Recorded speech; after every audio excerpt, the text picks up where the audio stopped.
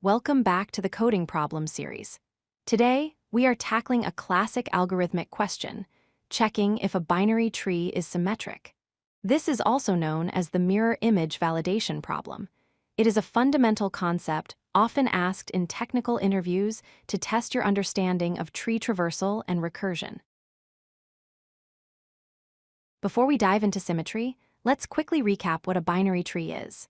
A binary tree is a hierarchical structure where each node has at most two children, referred to as the left child and the right child. The topmost node is called the root. Understanding this parent-child relationship is crucial because symmetry depends entirely on how these children are arranged relative to each other. So, what exactly defines a symmetric tree? A binary tree is considered symmetric if it is a mirror image of itself around its center. Imagine drawing a vertical line straight down through the root node. If you were to fold the tree along this line, the left side should overlap perfectly with the right side.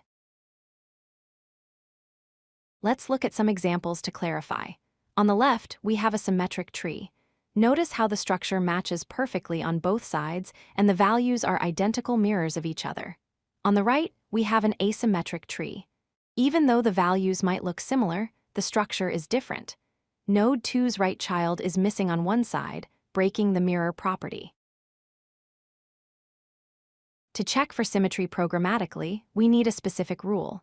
Two trees, let's call them left subtree and right subtree, are mirrors if and only if three conditions are met. First, their root values must be equal. Second, the left child of one must match the right child of the other. And third, the right child of one must match the left child of the other. The most common way to solve this is using recursion. We start at the root and split the process. We create a helper function that takes two nodes. Inside this function, we compare the current nodes and then recursively call the same function for their children in a mirror pattern: outer children with outer children and inner children with inner children. Here is what the logic looks like in code. Our function is mirror takes two nodes. We have two base cases. If both nodes are null, they are symmetric, so we return true. If only one is null, or if their values do not match, we return false. If they match, we return the result of recursively checking the left-right and right-left combinations. Alternatively, we can solve this iteratively using a queue. This avoids potential stack overflow errors on very deep trees. We start by adding the left and right children of the root to the queue. Then, in a loop, we remove two nodes at a time, compare them, and then add their children in the specific mirror order: left paired with right and right paired with left. Let's talk about performance. The time complexity for both approaches is big O of n, where n is the number of nodes, because we must visit every node once.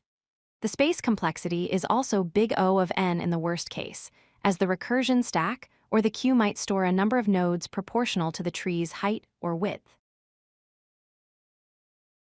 To wrap up, remember that checking for symmetry is essentially checking for a mirror image.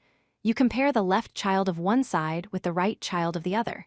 You can implement this using clean recursive logic or a robust iterative queue approach. Both methods are efficient with linear time complexity.